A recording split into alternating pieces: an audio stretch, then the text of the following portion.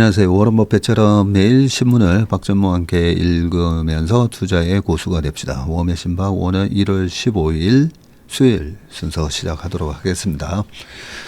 자, 어제 룰루님이 전무님 오늘 듣다 보니 기사 읽어주시는 속도가 처음 시작하실 때보다 2배나 빨라지시고 발음도 무척 좋아지셨네요.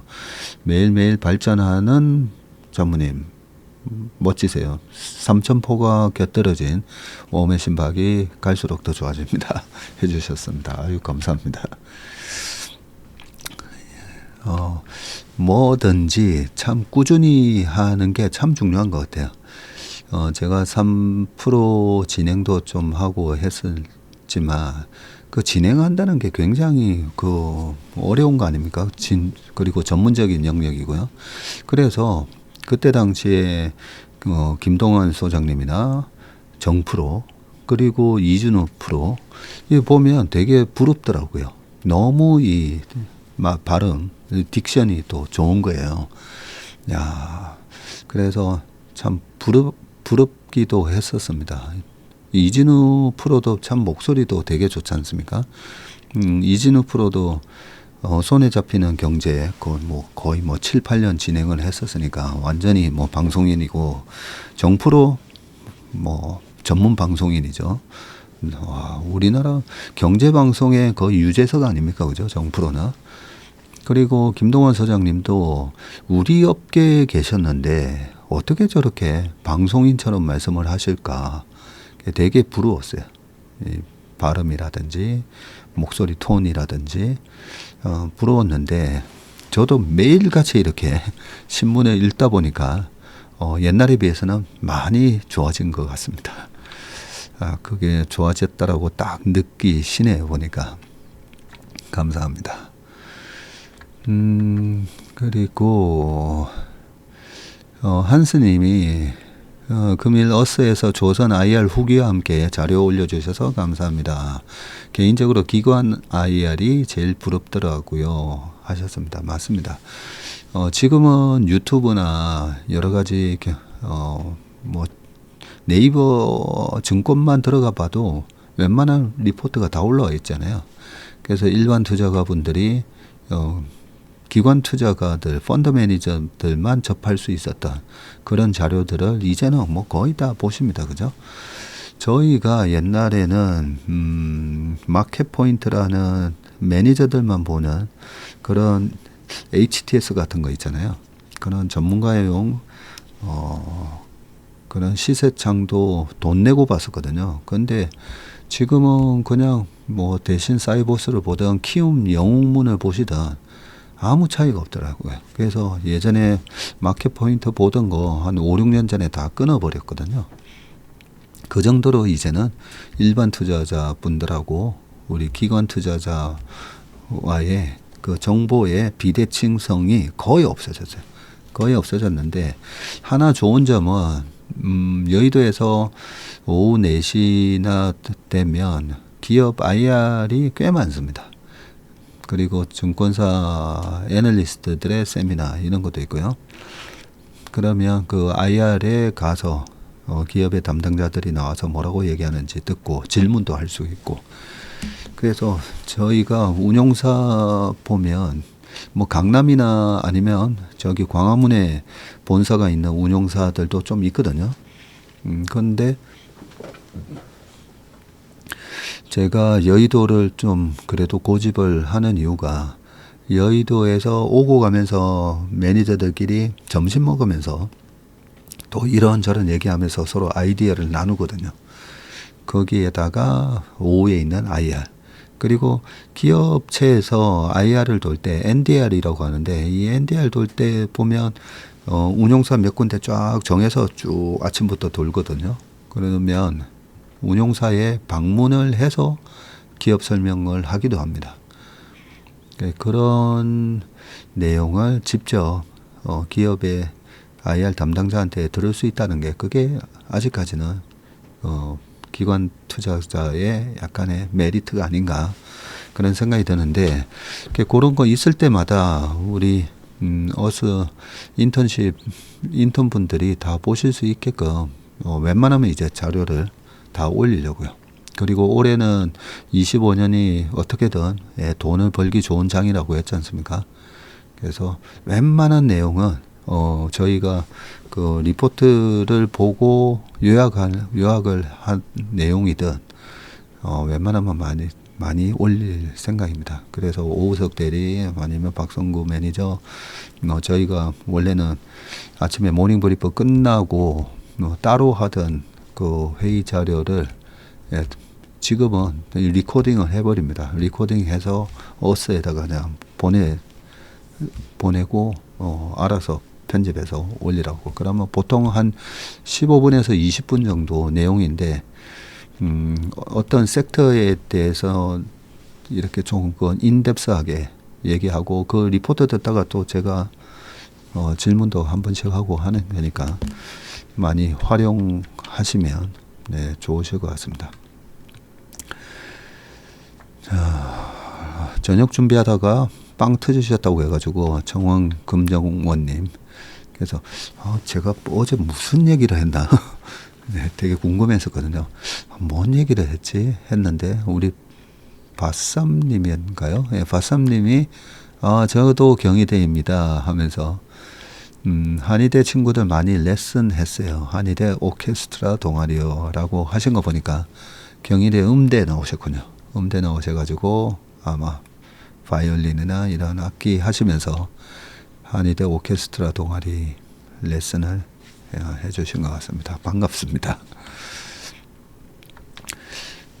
그리고 제가량님이 질문을 해주셨는데 자, 설 명절이 가까움에 따라 조정이 예상되는 흐름이 전개되지 않을지 설명절 이유가 또 기대가 되는데 반도체 섹터가 상승 이파 랠리가 시장을 이끄는 전망이 예상되는데 제 의견이 궁금하다라고 하셔서 어쨌든 1월 23일 지금 BOJ 금리 인상 여부가 제일 중요한 것 같아요.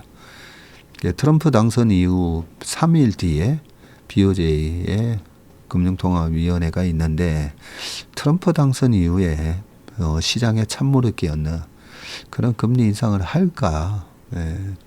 그럼에도 불구하고 지금 CPI가 좀 높게 나와서 할 수도 있다. 반반이라고 보거든요. 그래서 거기에 대한 시장의 떨림이 1월 23일 다음 주까지는 좀 있다라고 생각합니다. 그러다 보니까 어제도 미국 시장이 올라가려다가 또 이래 막 눌리잖아요. 그죠? 반면에 그 방어주가 많은 다우 같은 경우에는 좀 단단하고 그래서 일단은 BOJ에서 어떻게 금리 정책을 하는지 보고 그리고 우리나라는 이 긴 연휴에 대한 불확실성 때문에 설 전 추석 전에 또 약간 눌림목을 주기도 하니까 그러고 나서는요 저는 3월부터는 3, 4, 5 굉장히 강하게 올라간다고 생각합니다. 네, 그 전제는 1월, 2월에 많이 몰려있는 이 국채 발행이 어느 정도 일단락이 되고 3, 4, 5월 달에 미국 10년물 국채금리가 4% 밑으로까지 떨어진다라는 가정하에 그러면서 꽤 강한 랠리가 오지 않을까 그런 생각합니다. 그러려면 중국 시장도 나쁘면 안 되는데 중국 시장도 딱 이 올라야 되는 자리에서 또 좀 단단하게 어제도 올라주는 모습을 보면 아직까지는 3, 4, 5, 6, 7 괜찮다라고 생각합니다. 그리고 2월 초까지의 조정도 BOJ가 만약에 금리를 0.5까지 올리게 되면 2월 초의 조정이 지난 8월과 같은 조정도 있을 수도 있다고 생각합니다. 있을 수도. 그래서 일단은 BOJ 금리 인상 여부를 좀 확인해야 하고 그러고 나서 만약에 금리 인상을 했다. 그리고 8월 초 같은 또 쇼크가 왔다. 그러면 또 사야죠. 또 사야 되고요. 반도체는 지금 6개월째 필반 지수 보면 6개월째 조정받고 있거든요. 그리고 다른 어플라이드 머티리얼도 마찬가지고 신차 분석에서도 말씀드리지만 길어봐야 10개월이거든요. 길어봐야. 그래서 반도체도 2Q부터는 3Q, 4Q 좋아질 걸 선반영하면서 2Q부터 좀 세게 오르지 않을까 그런 생각을 하고 있습니다. 제 안경이 그렇게 착한 가격인 줄 몰랐다라고 명상 나들이님 얘기해 주셨고, 네. 지금 제가 입고 있는 요 목티도 오늘 아침에 입는데 몇 번이나 다시 벗어봤어요. 이 목이 이렇게 헐렁헐렁 해가지고 거꾸로 입었나 하고 벗어보고 했었는데, 이것도 제가 쿠팡에서 2만원대로 산 옷이다 보니까 확실히 목 같은 데가 빨리 좀 너덜너덜해지더라고요. 자, 김미화님께서도 또 댓글 남겨주셨고요. 만도 어제 아침에 얘기했었는데 어제 만도가 또 급등했었더라고요. 그죠? 네. 붕세권, 호세권, 붕어빵, 붕세권, 호세권 얘기를 해주셨고, 자, 권정환님께서 또 좋은 글을 올려주셨습니다. 찰스 부코스키, 누군지는 사실 제가 잘 모르겠는데요. 끝까지 가라. 무엇을 시도할 것이라면 그 길을 끝까지 가라. 그렇지 않다면 시작도 하지 마라. 시도할 것이라면 끝까지 가라. 이는 여자친구와 아내와 친척들과 직장과 너의 마음까지 잃어버릴 수도 있음을 의미한다. 끝까지 가라. 이는 사나흘 동안 굶을 수도 있음을 의미하고 공원 벤치에 앉아 추위에 떨 수도 있고 감옥에 갇힐 수도 있음을 의미한다. 웃음거리가 되고 조롱당하고 고립될 수 있음을 의미한다. 고립은 선물이다. 다른 모든 것들을 네가 얼마나 진정으로 그것을 원하는가에 대한 인내의 시험이다. 그리고 너는 거절과 최악의 상황에서도 그것을 할 것이다. 그리고 그것은 네가 상상할 수 있는 어떤 것보다 좋을 것이다. 그것만한 기분은 없다. 너는 혼자이지만 신들과 함께 할 것이고 밤은 불꽃으로 타오를 것이다. 그것을 하라. 그것을 하라. 찬바람에 겨울잠을 자는 곰을 떠나보내고 힘찬 불기둥을 솟구쳐 올릴 황소떼를 맞이할 준비를 하라. 이거는 주식 얘기 아닙니까? 와, 그것을 하라. 그것을 하라. 끝까지 끝까지 끝까지. 찰스 부코스키. 갑자기 이분이 주식 투자자인지 어떤 분인지 갑자기 확 궁금해지네요. 그렇죠. 마지막 말은 이 주식시장 얘기인데 소설가 시인이십니다. 1920년 8월 16일 독일에서 출생하셨던 분이시네요. 미국의 시인 겸 소설가이자 칼럼니스트다. 미국 현대문학의 가장 위대한 아웃사이더로 평가받는다라고 되어 있었습니다. 자, 근데 그죠? 올해 제가 주식시장에 있어서 저의 견해랑 너무 똑같은데요. 자, 찬바람에 겨울잠을 자는 곰을 떠나보내고, 그죠? 예, 곰을 떠나보내고 너무 이 혹독한 겨울이 온다라고 얘기하시는 이제 베어마켓, 그리고 베어마켓을 전망하시는 분들, 이 베어를 떠나보내고 힘찬 불기둥을 솟구쳐 올릴 황소떼를 맞이할 준비하라. 불기둥을 솟구쳐 올릴 주도주, 그죠? 올해 23년의 상반기에는 2차 전지, 피부 미용, 엔터 많았습니다, 그죠? 그러면서 그때 만들어진 게 태조 이방원이었잖아요. 그래서 저희 직원들한테 제가 이번 주에 당부한 게, 이번에 25년 상반기를 주도하는 이 불기둥 쏘아 올리는 종목 중에 태조 이방원이면 비슷한 말이 반드시 생길 겁니다. 2020년 코로나 때는 BBIG였었고, 그죠?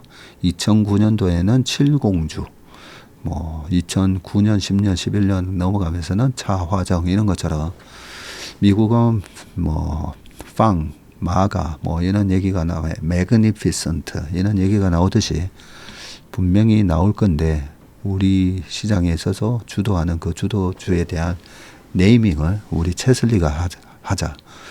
그런 말을 우리 직원들한테 또 당부했는데요. 네. 올해 끝까지 긴장 놓지 않고 이런 불기둥의 주도주를 잘 발굴할 수 있도록 하겠습니다. 자, 그리고 우리 스프링 윈드님이 참 좋은 저 화두를 던져 주셨어요.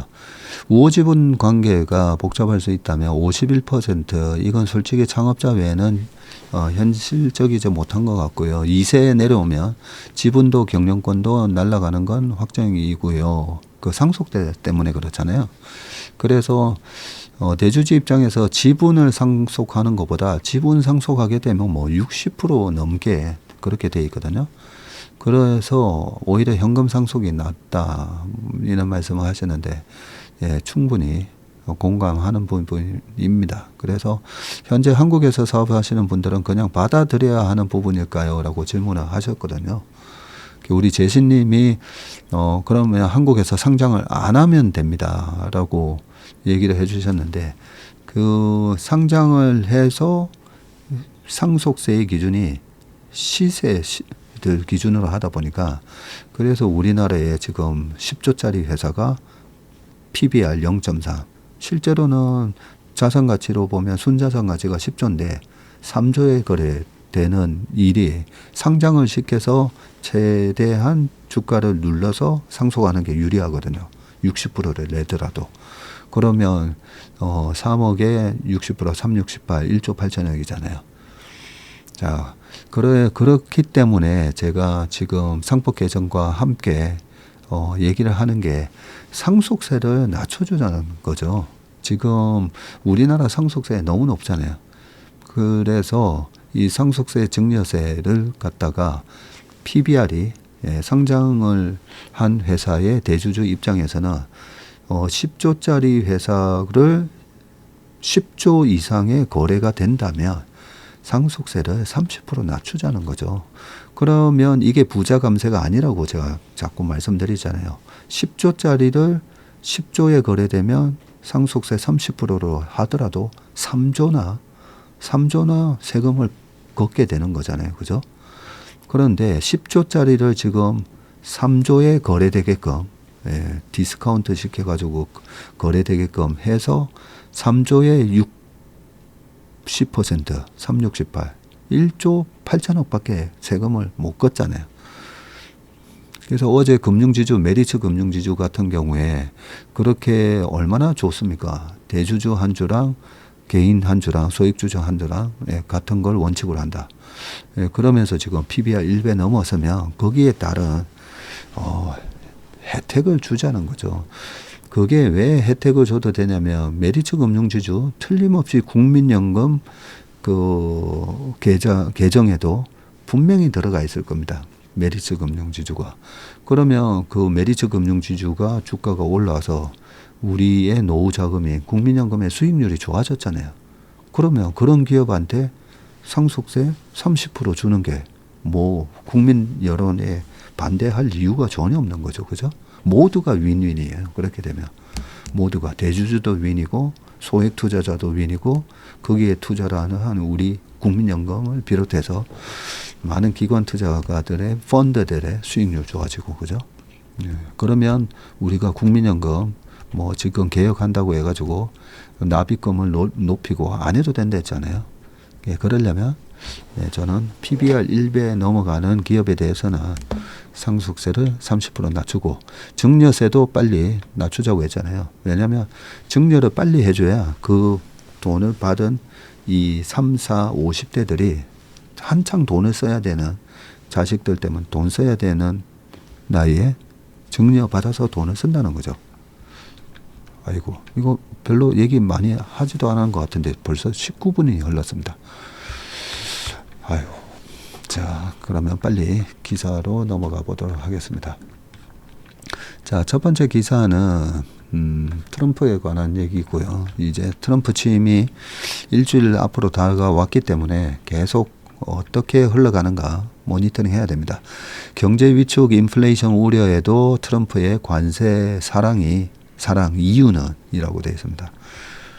그러게요. 자, 편집 접수 25년 1월 20일 트럼프가 47대 미국 대통령에 취임을 하고 트럼프 효과는 이미 태풍이다. 그가 사전에서 가장 아름다운 단어라고 하는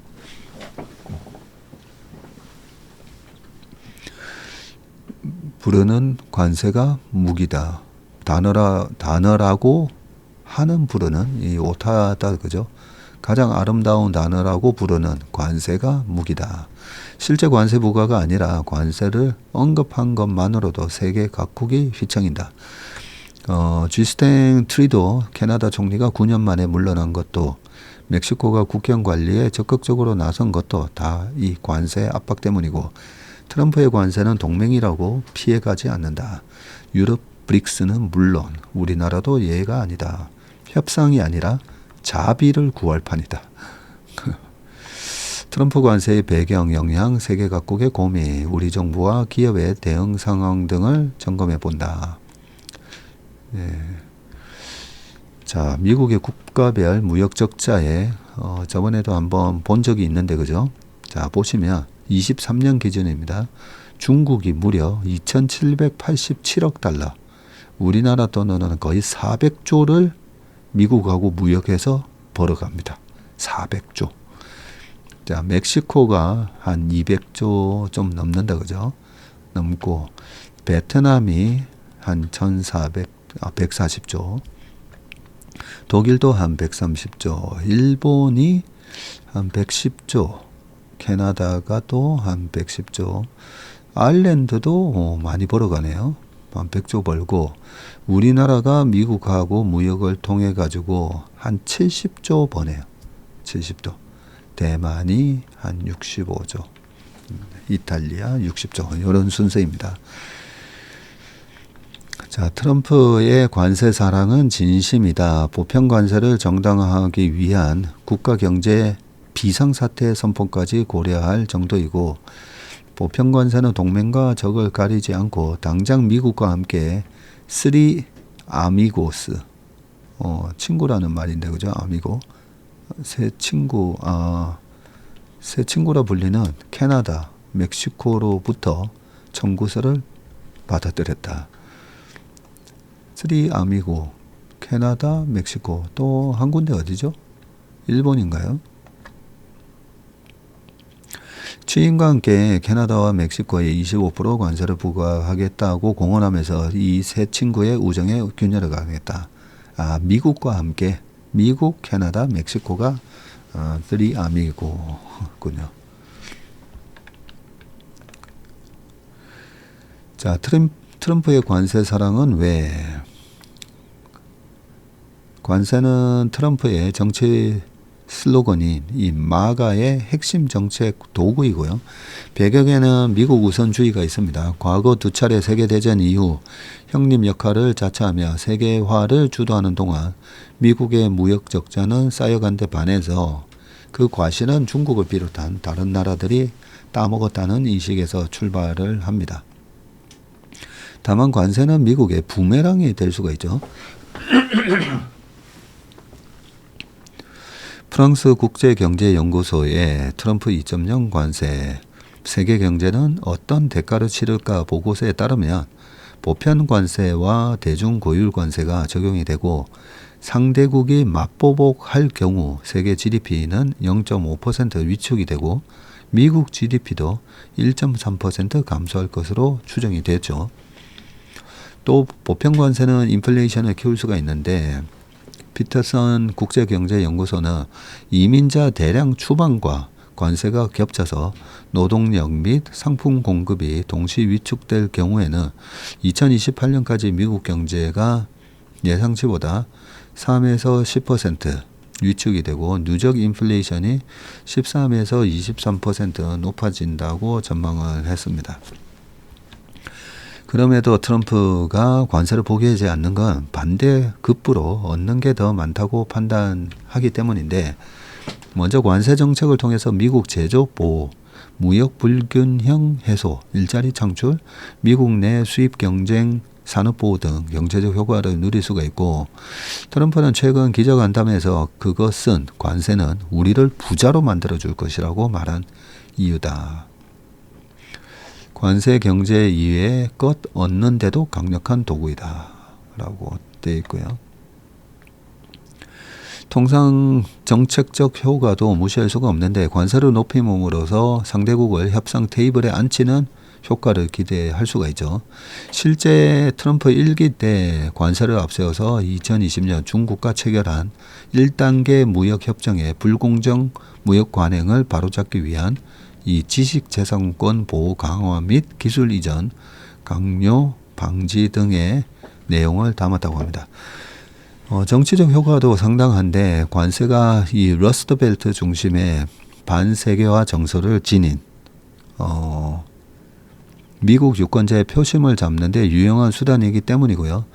트럼프는 스스로 관세는 경제적으로 뿐만 아니라 경제 이외의 것을 얻는 데도 매우 강력한 도구라고 말을 했고요. 이 때문에 트럼프는 1기 집권 때도 관세를 조자룡 헌칼 쓰듯 휘둘렀다. 네. 삼국지에 보다 보면 조자룡 칼 쓰듯 한다. 네. 그런 표현들이 많이 나오죠. 자, 2018년 2월 무역법 201조를 근거로 해서 태양광 셀 모듈의 4년간 그리고 대형 가정용 세탁기와 부품의 3년간 이 세이프가드 긴급 수입 금지 조치를 부과해서 관세를 올렸었고요. 2.5기가와트시를 초과하는 태양광 셀 모듈 수입 물량의 1년 차에는 30% 관세, 4년 차에는 15%까지 추가 관세를 부과했었네요. 대형 가정용 세탁기에도 유사한 관세율 쿼터에 따라서 20에서 50%의 추가 관세를 매기기도 했었습니다. 2018년 3월에는 무역확정법 232조를 근거로 한국을 포함한 다수 국가에다가 이 철강 25% 그리고 알루미늄 10%에 대한 추가 관세를 물렸었고요. 그리고 무역법 301조를 통해서 중국산 제품에 대한 전방위적 고율 관세 부과 조치를 1에서 4차례에 걸쳐서 실시를 했었습니다. 전환기 겪은 미국의 관세 역사. 한편 미국의 관세는 독립 초기부터 현재에 이르기까지 여러 번의 전환기를 겪었었는데요. 1789년 첫 도입된 관세는 정부 재정 확보 수단으로 활용이 됐다.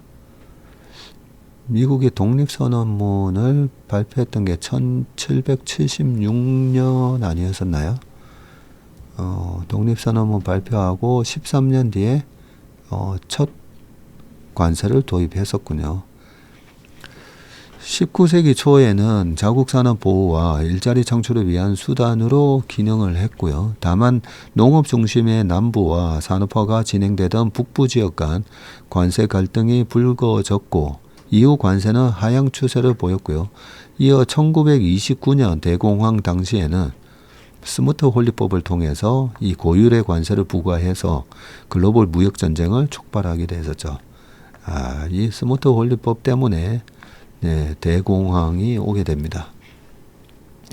2차 세계대전을 기점으로 관세 장벽은 크게 낮아지는데 미국은 1944년에 중요한 이 히스토리컬한 역사적인 날이 언급이 많이 되네요. 자, 1944년 이 브레튼 우즈 체제에서 새로운 세계 경제 질서 구축을 위해서 국제 무역을 촉진하고 관세를 낮추는 분위기를 형성을 했고요. 3년 뒤에는 미국을 비롯한 23개국이 모여서 이 가트, 관세 및 무역에 관한 일반 협정을 체결을 했습니다. 그러나 2010년대 트럼프 당선인이 등장하면서 미국 관세 정책은 다시 대전환기를 맞게 됐고요.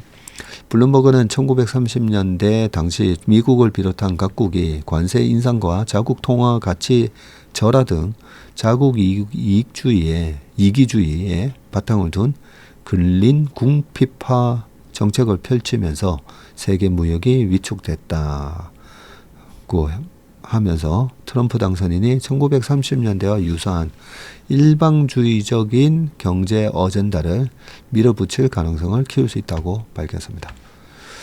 저도 이게 가장 큰 걱정이었거든요. 그래서 트럼프가 너무 이쪽 관세랑 이런 걸 밀어붙여서 물론 코로나 때문에 실업률이 급등한 영향도 있었지만 4년 만에 재선 실패한 게 자본가들 미국의 정치 경제를 이렇게 좌지우지하는 저 위에 빅보스 입장에서는 트럼프의 관세 정책이 조금 선을 넘게 되면 이 대공황 같은 상황이 볼 수 있기 때문에 트럼프를 손절한 게 아닌가 뭐 저는 그런 생각도 좀 하긴 했었는데 요 1930년대랑 좀 다른 부분이 이때는 유럽이 여전히 영국, 프랑스 등등 해가지고 강국이었었고요. 독일을 포함해서 미국이 저때 이미 세계 GDP의 1등이 되기는 했었지만 미국이 관세를 때리면 그래? 그러면 우리도 때리지. 약간 그렇게 유럽이 대응을 할 수 있는 수준이었다면 체급이 비슷했다면 지금은 미국이 우리 관세 때릴게 하면 다들 형님 그러지 마시죠 하면서 네가 때려? 그러면 나도 때려. 그럴 상황이 아니다는 거죠. 그래서 트럼프가 저렇게 관세 얘기를 하고 협상의 카드를 쓰고 하는 거잖아요. 워낙 이제 미국이 막강해졌으니까. 거기에 이제 중국은 15억 인구로 엄청난 내수를 바탕으로 이 세계의 한 큰 축으로 G2로 이렇게 부상을 하면서 미국이 때리면 그래? 그러면 우리도 때린다는 식으로 하긴 하는데 여기에 아직까지는 미국이 가지고 있는 이 파워가 너무 강력하다 보니까 중국, 러시아 뭐 또 이렇게 힘을 뭉쳐가지고 어떻게 좀 대응을 해보려고 그러는 상황이죠. 그래서 1930년대 같은 그런 대공황 상황으로 치닫지는 않겠다. 그런 생각을 좀 했습니다. 자, 그 다음 기사입니다. 초딩까지 코딩 열풍 불더니 이럴 수가. AI의 일자리 빼앗겨. 한 4, 5년 전에도 보면 초딩들 5학년, 4학년도 코딩 배우러 다닌다고, 그죠? 파이썬 배우러 다닌다고. 열풍이 많았었는데. 자, 내용 한번 볼게요. 취업 무패라더니 지금은 완전 레드 오션이에요. 억대 연봉을 꿈꾸며 코로나 때 입문한 개발 꿈나무들이 코딩 낭인이 될 위기에 처했다.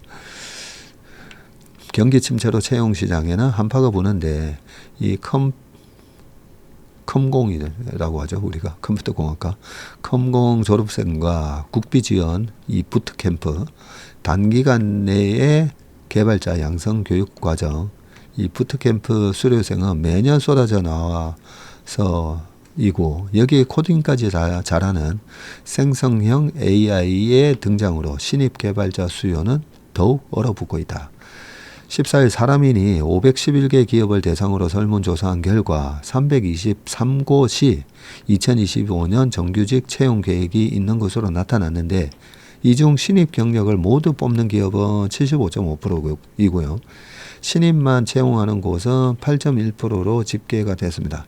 사실상 신입사원 공채가 사라질 전망인데 IT 개발, 데이터 직무에서 신입사원을 채용하겠다는 답변은 11.9%에 그쳤습니다.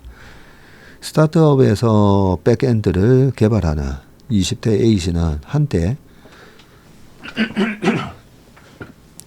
취업 깡패로 불렸던 대기업 아카데미 졸업생이 중소기업도 지금은 못 가는 상황이고 과거에는 경력 1년 미만 지원자만 신입 채용에 지원할 수 있었는데 요즘에는 2, 3년 중고 신입을 우대해서 사실상 생초자는 갈 데가 없다고 얘기를 했답니다.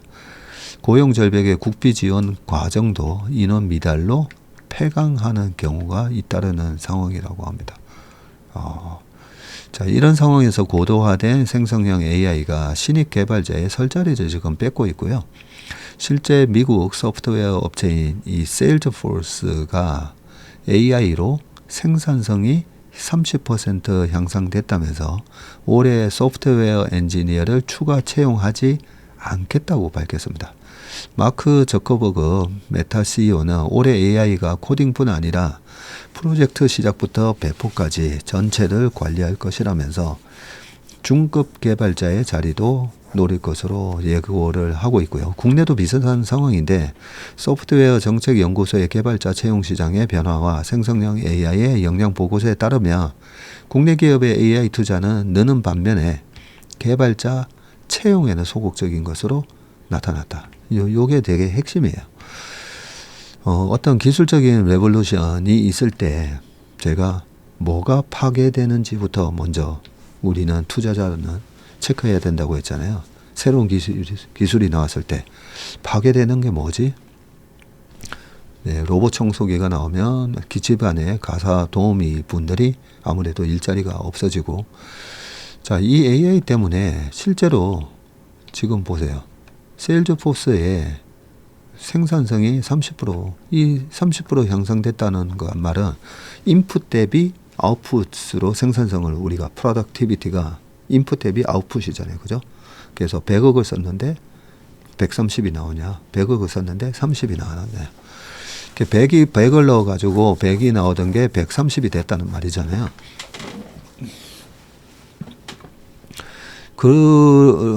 그렇게 나올 수가 있고, 아니면 네, 인풋이 줄어들 수가 있어요. 인풋.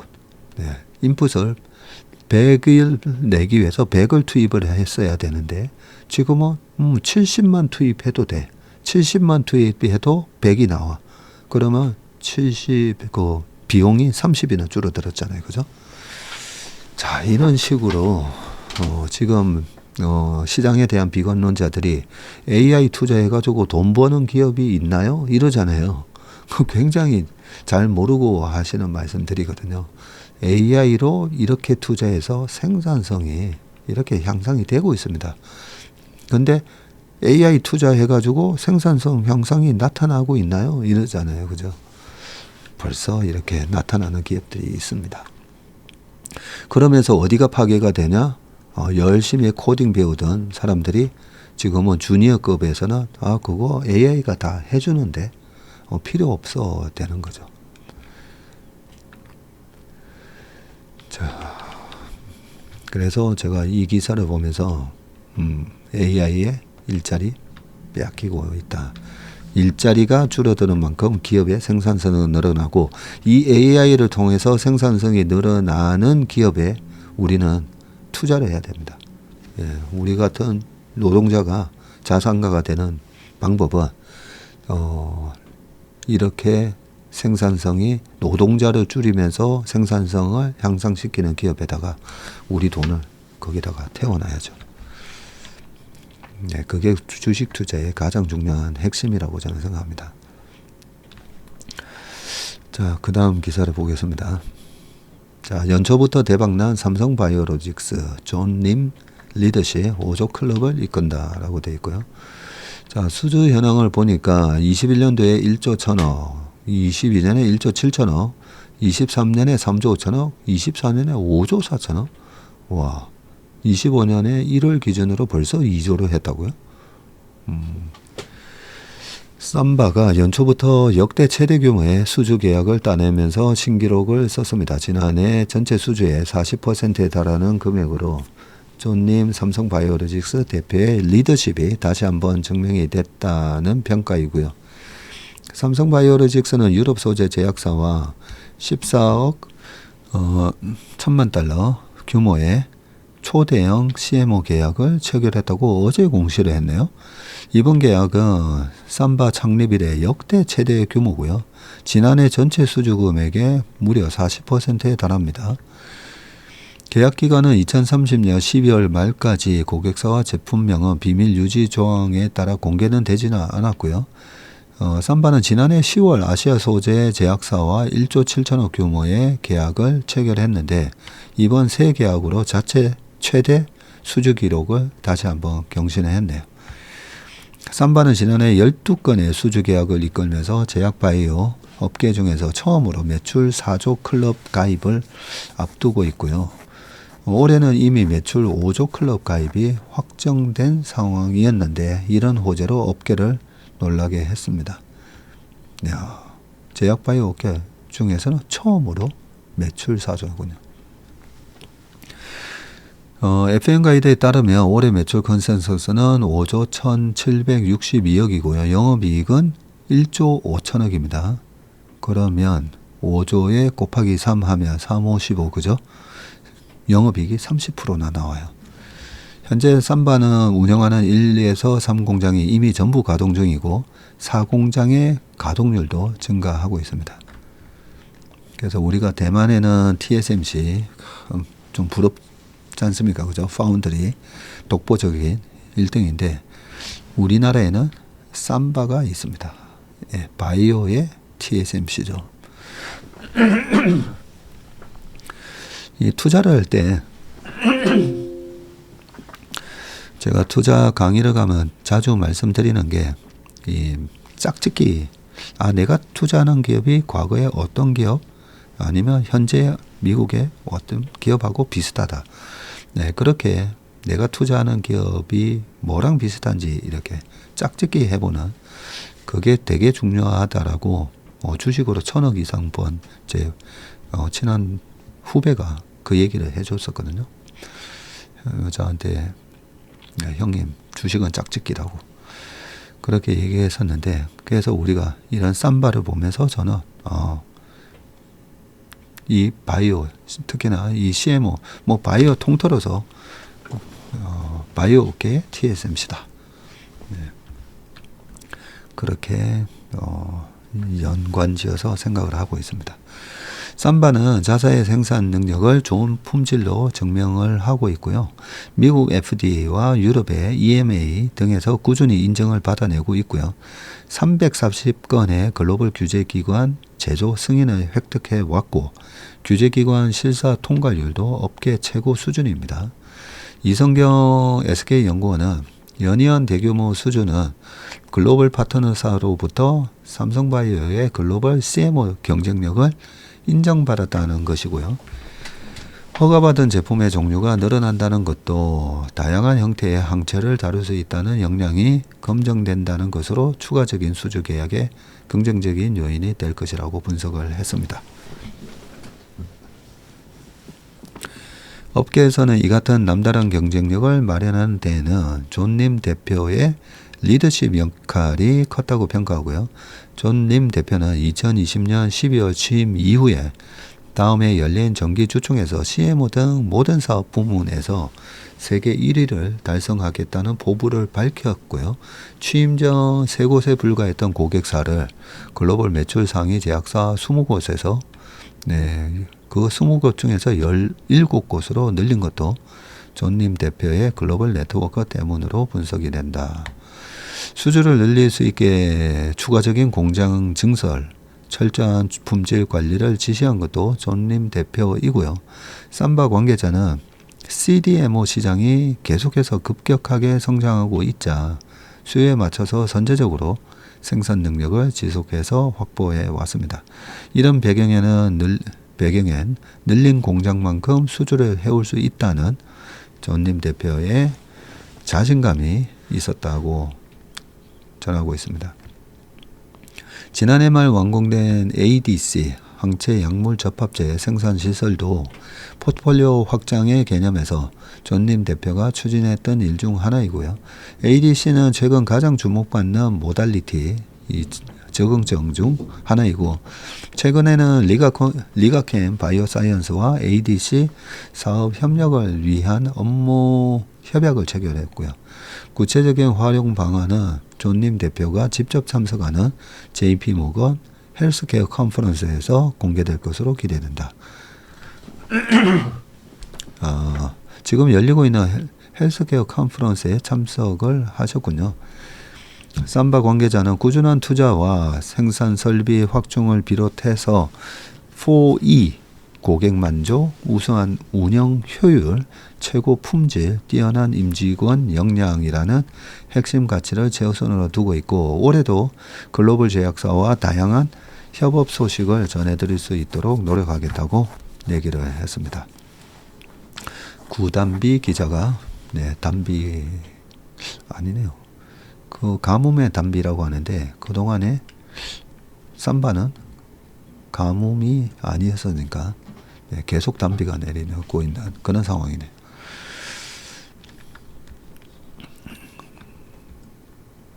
자, 그 다음 기사입니다. 요즘 이 미국 해군 관련해서 우리나라 조선에 또 새로운 모멘텀이 생겼다. 이런 얘기들이 많이 나왔는데, 자, 미국 해군 다시 위대하게 364척을 구매 계획, 2054년까지 군함 현대화 플랜, 의회에서는 1조 달러 이상 예산이 필요하다. 천문학적 비용의 현실화 촉가, 해외 조선소 건조 불가능하나 트럼프는 동맹국과 협력이 가능하다 하면서 우리한테 전화를 했죠. 자, 한국 등 군함 수주 증가 기대감이라고 되어 있습니다. 쇠퇴하는 미국 해군 건조 역량은 미 해군함 건조 소요 시간이 구축함하고 잠수함은 2000년대는 5, 6년이면 만들었는데 지금은 8, 9년 걸리고요. 항공모함은 7, 8년 걸렸는데 지금은 10에서 11년 걸린다고 되어 있네요. 미 조선업 역량의 쇠퇴 원인, 저도 궁금한데 생산 인프라 현대화에 실패했고 전문 인력의 고령화와 은퇴, 공급망 기업의 독점이 심화됐다고 합니다. 미국 해군이 목표로 하는 수준의 군함을 확보하려면 30년간 1조 달러, 30년 동안 1,400조다, 그죠? 야, 1조 달러니까 1,400조네요. 이상의 천문학적 예산을 투입해야 한다는 분석이 나왔고, 트럼프는 이와 관련해서 동맹국을 이용할 수 있을 것이라고 얘기를 했고요, 그죠? 미 의회 예산국 CBO는 미 해군의 2025 건조 계획을 분석해 공개한 보고서에 따르면 해군은 2054년까지 전투함 293척과 군수 지원함 71척 등 모두 364척을 새로 구매한다는 계획인데 새로 건조할 군함은 항공모함이 6척, 콜롬비아급 탄도미사일 잠수함이 10척, 버지니아급 원자력 추진 잠수함 등 공격용 잠수함이 또 59척. 총 이 건조 비용이 약 1,600조로 이 가운데 잠수함이 49%를 차지하고 있네요. 지난해 기준 미 해군은 군함 295척을 보유하고 있는데 새로운 군함을 건조하면 오래된 군함을 퇴역시키게 되는데 이 과정에서 2027년에는 군함 숫자가 283척까지 오히려 감소하게 됩니다. CBO는 건조 비용이 올해부터 2054년까지 연평균 한 60조 정도씩 이렇게 필요할 거다라고 되어 있네요. 야, 60조에서 우리가 한 절반만 가져와도 30조인데 그죠? 자, 이와 관련해서 트럼프가 해군 재건에 대한 의지를 내비쳤고요. 해군력 증강 과정에서 동맹국 조선업에 대한 거대한 기회 공간이 열릴 것으로 예상을 했고요. 6일 라디오쇼에 출연한 자리에서 해군 재건 의향을 묻는 자리에 우리는 해군과 관련해 아주 좋은 것을 발표할 것이라면서 우리는 도크가 없고 선박 건조 준비가 안 돼 있다. 우리는 우리가 준비될 때까지 일단 다른 나라에 주문을 할 것이라고 말한 바 있습니다. 일각에서는 트럼프가 미 해군 군함 건조와 관련해서 전격적인 조치를 검토 중이라는 관측도 나오고 있는데 현재 미국 법령상 해외 조선소에서는 미국 군함을 건조할 수가 없다라고 되어 있군요. 다만 대통령이 국가안보 이익에 부합한다고 판단하면 예외를 승인할 수 있는 조항이 있고 트럼프는 정치적 의지가 중요하다는 의미고 보고서는 현재 많은 해군 함정 건조 프로그램이 일정 지연과 비용 증가를 겪고 있고 현재 일정대로라면 구축함과 잠수함을 건조하는데 소요된 평균 기간이 아까 이렇게 늘어났죠. 또 조선소 인력이 과거에 비해 경험이 부족하다라고 되어 있고 미 의회에 초당적으로 발의된 조선업 강화 법안에는 미 정부가 동맹국과 함께 해상 수송 능력을 강화하도록 하고 있고 이 법안이 통과되면 이번 미 해군 증강 계획과 맞물려서 시너지 효과를 우리에게 가져다 줄 것으로 기대된다고 심순형 산업연구원 연구원께서 얘기를 하셨습니다. 자, 그러면 여기서는 미국 법령상 해외 조선사에서는 하면 안 된다라고 돼 있지만 이제 시대가 변했잖아요. 아까 삼성바이오도 그렇고 반도체도 대만 회사가 만들잖아요. TSMC. 그런 것처럼 미국 군함이나 이런 잠수함을 과연 우리한테 맡길까? 요즘은 아웃소싱이 이제는 보편화되어 있기 때문에 이 예외를 트럼프가 승인하겠다라고 이미 본인 의지를 말을 한 거나 마찬가지잖아요. 그래서 이거는 분명히 우리나라 조선업에는 참 큰 물이 들어오는 것 같아요. 큰 물이. 네, 그 다음 기사를 보겠습니다. 달러, 미 국제금리 이상한 동시강세 곧 끝날 듯이라고 돼 있네요. 미국 12월 CPI가 중요한 이유다. 그러니까요, 이 국제금리랑 이 달러 강세가 좀 빨리 끝나야 되는데. 자, 최근 안전자산의 대표 주자인 금 가격이 달러 미 국채와 동반 상승세를 보였던 국면이 조만간 해소될 가능성이 높다는 분석이 나왔는데, 누구죠? 최예찬 상상이증권 연구원이 15일 보고서를 통해서 작년 하반기에 전통적인 이 금 가격 결정 요인이었던 이 미 달러와 미국 물가 연동 채권 팁스 이 금리와 정방향 상관성이 불안정한 흐름을 보여왔는데, 장기적으로는 금 보유의 기회비용으로 작용하는 물가 연동 채권 금리와 금의 대체 자산인 달러화와 역방향 상관성을 무시할 수 없다고 분석을 했고요. 도널드 트럼프 2기 행정부의 출범 전 불거지고 있는 각종 정책 리스크와 바이든 행정부의 막바지 대러시아 제재 정책, 그리고 중국 중앙은행의 금 매입 재개, 그리고 주요 중앙은행의 스탠스 변화, 유럽 정치 불안과 지속적인 중동 분쟁 등 불확실성을 키우는 요인들이 금 가격 방향성 모색을 방해했던 요인이라고 지적을 했는데요. 최 연구는 최근 들어서 시장 금리, 달러의 금 가격 결정력이 되살아나고 있다고 평가를 했는데, 작년 12월 중순까지 이 팁스와 달러 모두 금과 90일 상관계수가 양수인 비전동적 상태가 이어졌지만, 지난 13일에는 음의 상관관계 마이너스 0.4로 정상 상태 회귀 중이라고 설명을 했고요. 변화의 조짐이 보인다는 거네요. 최 연구는 결국 금 가격의 상승 랠리를 위한 조건으로 미 국채 금리의 하향 안정화가 가장 중요한 요소라고 꼽았고요. 견조한 미경기 지표로 인해서 상승세를 이어가고 있는 미 국채 금리와 달러와의 향방은 15일, 오늘 밤이네요. 오늘 밤에 발표된 12월 소비자 물가지수 CPI에 달려있다는 게 최 연구원의 분석입니다. 자, 작년 12월 이 CPI가 전년 대비해서 2.8에서 2.9% 범위 내에서 제한적으로 상승할 것으로 예상을 했고요. 이번에 발표된 이 12월 CPI가 블룸버그도 예상 수치가 지금 2.9%가 컨센이네요. 12월 CPI가 컨센서스에 부합하거나 오히려 소폭 하회한다면 미국채 금리 상승세가 진정되면서 금 가격에도 긍정적인 영향을 미칠 것으로 판단한다. 20일 현지 시간 예정된 트럼프 신정부 출범 이후 정책 관련 불확실성이 증가한다는 점도 금 가격의 상승 요인으로 작용할 것이라고 덧붙였습니다.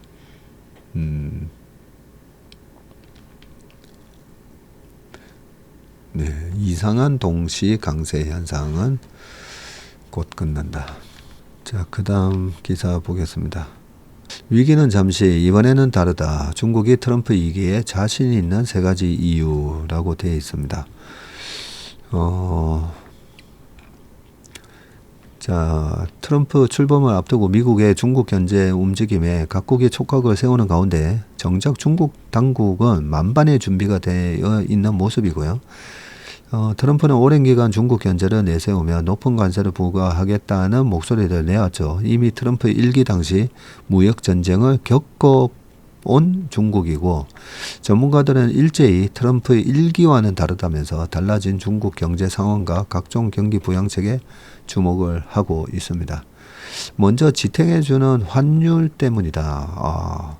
김경환 하나증권연구원은 무역전쟁 1기 당시에는 중국의 금융 긴축 사이클 및 실질 실효 환율과 수출 단가의 고평가 국면과는 완전히 반대인 현 상황에 지금 주목을 해야 되고 상반기 내수와 환율의 적극적인 방어가 중화권 증시를 지지할 수 있다고 했고요.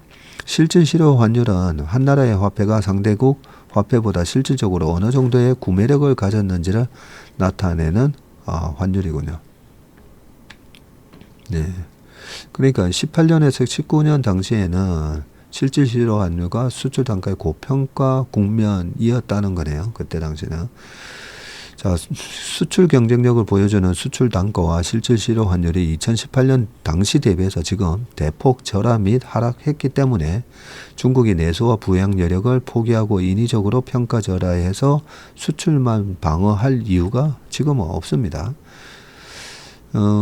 중국 인민은행은 위안화 환율을 합리적인 수준에서 안정시킬 방침을 표명하기도 했고요.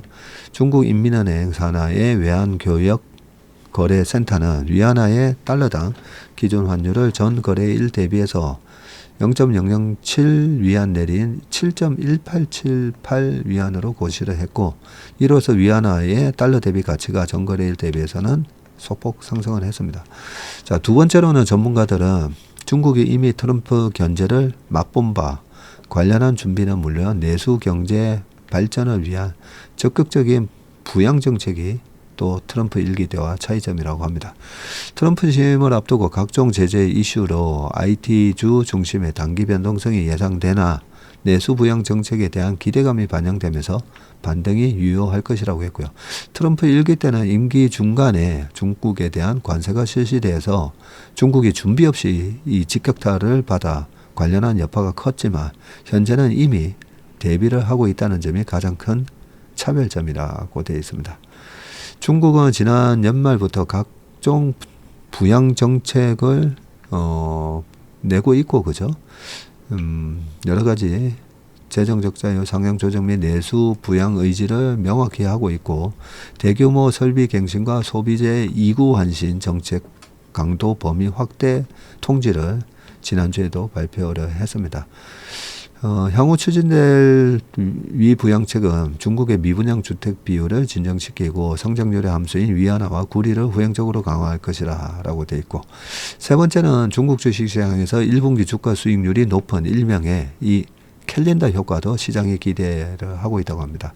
아 그래요? 1분기에 박인검 NH연구원은 해당 시기에는 은행 간 시장 단기금리가 낮아지면서 기관들의 작은 집행과 상품 발행이 주로 이루어지고 춘절 계절성 때문에 1, 2월 실물 지표나 3월에 일괄적으로 발표돼서 3월 양회 전에 안정기조 및 정책 기대감 등도 영향을 미친다고 했습니다.